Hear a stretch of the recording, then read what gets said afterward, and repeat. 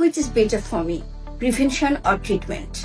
আমরা অসুস্থ হওয়ার আগে নিজের ভেতরে রোগ প্রতিরোধ ক্ষমতা তৈরি করব, নাকি অসুস্থ হওয়ার পরে আমরা ট্রিটমেন্ট করব? টাকা অপচয় হবে, সময় অপচয় হবে, এবং সেই সাথে বেড়ে যাবে অনেক বেশি হতাশা। নিশ্চয়ই আপনি আমার সাথে একমত। আমাদের জন্য prevention is better than treatment.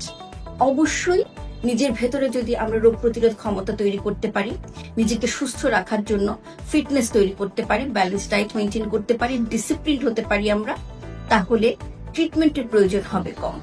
একেবারেই কি হবে না সেটি বলা যাচ্ছে না, ট্রিটমেন্ট দরকার হতে পারে, বিকজ আমরা কোনো কিছুর উপরই আমাদের সম্পূর্ণ হাত নেই। আল্লাহ রাব্বুল আলামিন জানেন আমি কোন অবস্থায় কিভাবে থাকবো, কিন্তু আমরা চেষ্টা করতে পারি।